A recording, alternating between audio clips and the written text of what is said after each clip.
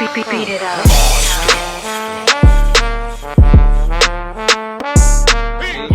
Let me ask you this, Russ. If In the Scope, Def Jam called tomorrow, said, man, we got this $500,000 advance check for your ass, you ain't signing. That's what you telling me? Yo, the whole shit gotta be, I gotta have some type of independence in that shit. You know what I'm saying? I ain't gonna just sign. I would never sign a fucking 5-year contract and I owe them niggas albums and shit. I don't think they doing that no more, but yeah, I mean, but you know, but you gotta have. But you would be on that 360 deal type thing, man. You know what I mean? Right, like, of course I would want to get that money and shit, so I could, but it's still got to be some way I got independence in that shit, and I'll take. I would say, in my opinion, go ahead. I would definitely work that shit out with the lawyers and shit. With your make kind sure of I'm catalog, you would easily get offered something like that though.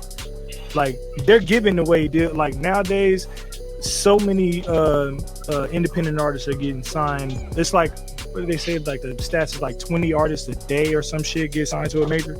They just giving away bread because they know that like the majority of these artists might not be the big dude, but then one of the artists could be the one that basically they recoup all the money that they gave out as advances to all these young cats.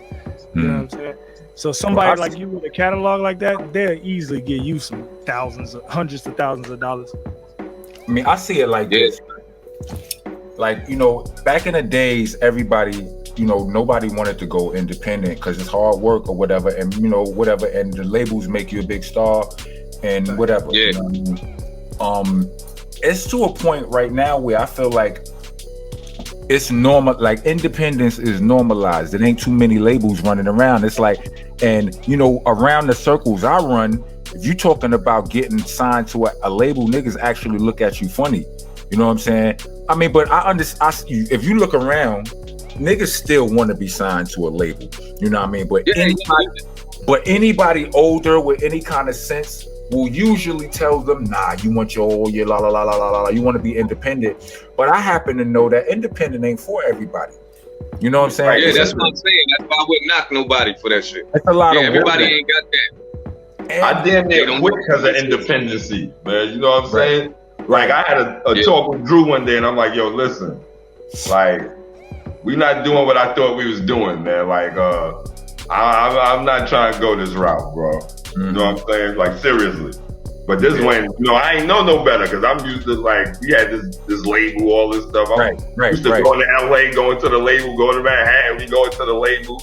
You know what I'm saying? I'm like, yo, this like what Shaw Price did, I wasn't with it, bro. Right. Like, here's the thing, bro. Here's the thing, right? Like, but I ain't know no better. Nah, I ain't know no better.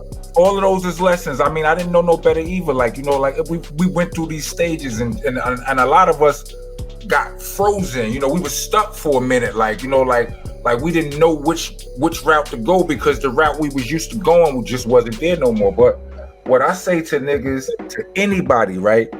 Like, make your own decision, right? Because one thing I learned, right, is when you like, if you could get like a 3-album deal or some shit like that from a label or one album or something that you know you can do standing on your head, and they want and they want but they want a 360 or whatever it is, right? You might want to consider it because I'm the type of nigga, Rusty's the type of nigga who could record 3 albums in 1 year. You understand what I'm saying? So it's like, you niggas offer me all this money, right? I mean, I don't even want to say all this money because it's pennies to them. It's just a lot to a broke nigga, right? But you want to give me this bread and you gonna promote me like a mainstream artist. Once this is all over, you cannot take back that promotion. You can't take it back. That's like, and the reason why I still have, like, the reason why me and Strang, we still have so much. I mean, Strang, you have way more power in this game than you may know about. You understand? You walk in places, oh, Strang, like our lovely producer Jade all day. She's still getting the fucking the requests and the questions about OGC that's because not just because you was dope, but because you got major exposure at a point. And they can't take that away from you. So niggas still clamoring for it. You understand what I'm saying? Ruste, Juxx, you ran alongside us for a long time. You know what I mean? But now, but even when our shit died down or whatever, you push forward. You understand what I'm saying? So you got a certain amount. You might not have been signed to the major, but you have a little bit of the blessings of both. You got the work ethic of an independent, like you a machine, my nigga. Real talk. You know what I mean? But at the same time, people gonna always fuck with you. You got certain people that's gonna always fuck with you because of boot camp, and because boot camp did have that light at one point. Yeah.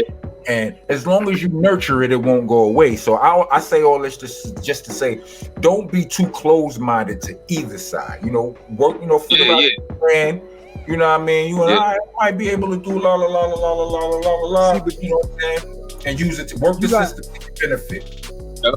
You definitely got the right idea though, because the fact of you saying you have to have some kind of independence in there is the main thing. Mm-hmm. Because a lot of times cats will sign a deal with a label and everybody feels like one album, 2 albums, nigga, I could make that in a month. You know what I'm saying? Like, but the fact that the label could say, nah, we don't want that album. Nah, we don't want that album. We don't like that song. We don't like that song. If they have any kind of decision making in it, it stretches that time out. And you only have that amount of money that you got as that advance for a certain amount of time till that shit run out. Then you sitting around stuck on the label, broke, needing the label still to kind of pay your bills and kind of shit, or do shows or whatever to try to make up some bread while you still are stuck, not being able to push it out until they say it's okay. So the fact that you said you need to keep the independence right along with signing is the smart, you know what I'm saying, is the smartest thing to do. Especially because you've been doing what you've been doing so consistently and successful for a while, you can kind of go in there and be like, no, I'm not with that. I'm doing this, or get the fuck out of here. You know what I'm saying? Yeah. But Russ, let me ask you this, right? Like what I just asked you about how putting 3 albums out, where you get that from? Did you get that work ethic from Sean Price, or did you already have that already? I've always been Ruste Juxx. Like, I've always had mad albums. Like, when I first started recording, my next door neighbor, my man Zoe, rest in peace and shit. He had a studio in his crib, in the fucking booth in his closet and shit. And I recorded 3-4 albums at his crib when I was fucking 14, 15. You know what I mean? And then that's how I started getting known in the neighborhood and shit. And that's when my name was Vic Funkster before I changed it to Ruste. What was it? I mean, Vic Funkster. Wow. Vic Funkster. I remember, one time I was with Sean somewhere. Red man type shit. One time I was with Sean somewhere and the niggas like, yo, Vic Funkster. He started saying the rhyme and Sean was dying like, oh shit. Oh, I know he ain't. This is a long time ago. Yeah, but now I've always been doing that, like working, making mad albums and singles and shit, man. So that's always been me. So Sean Price got it from you then? Oh. I wouldn't say he got it from me. I learned so much from Sean, man. Like, you know what I got from Sean with all his features that I be doing. You know what I mean? Like, I really got that shit from him. Like, cause I was sitting there watching him, and I used to be thinking like, damn. I wish, I'd be on tour with him and he'd be doing songs with niggas getting paid and shit. I'd be like, damn, I wish I could jump on that. These niggas don't want me on the song. They just paying him and shit. I'm just there like, oh shit. But you know what I mean? I was like, I gotta do this shit. And I can't ask him like, yo, ask them who they want me to get on the song. Because those niggas paying. Can't even say that shit. I'm just like, damn. You know what I mean? So I definitely learned that from him. And with these fucking shows, I ain't been able to tour because of this shit going on. But I've always felt like I was a dope rapper, but when I started hype manning for Sean, that's when my show game got way fucking better, man. Like, as I had mad practice, you know what I mean? Going from Spain to Austria to Italy, and you know what I mean? My name started getting known way more from just being on his album to him seeing me in the flesh. You know what I'm saying? So I learned a whole lot. Listen. You know what's crazy? The same thing happened to me, but it was with Heltah Skeltah. You know what I'm saying? I was day hyping it. I was like the third member of Heltah Skeltah. I gained so much from just being around them and opening up for them and being a hype man. And I remember a conversation one day, I'm sitting around and I'm like, this one I had so much confidence, you know what I'm saying?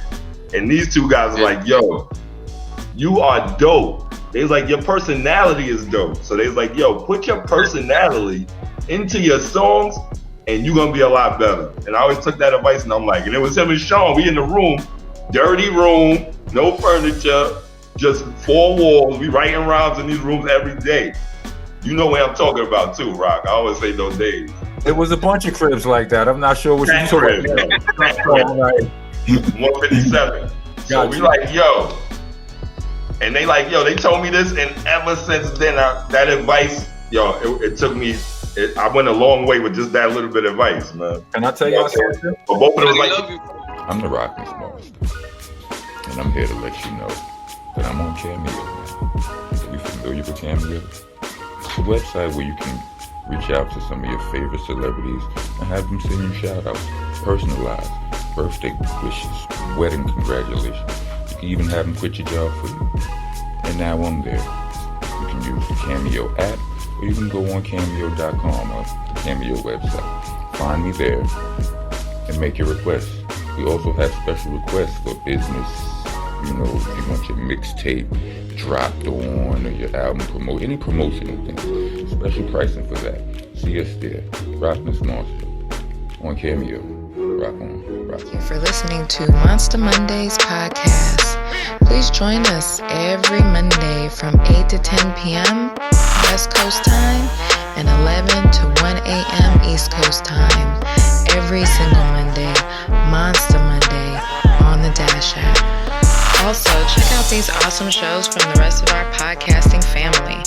Funny Farm, East New York Radio, All Elements Mix Show, the Star Power Collective, La Cosa Nostra Radio, 5150 Mix Show, Block News Live, Vinyl Coffee Mix Show, and Hidden Gems.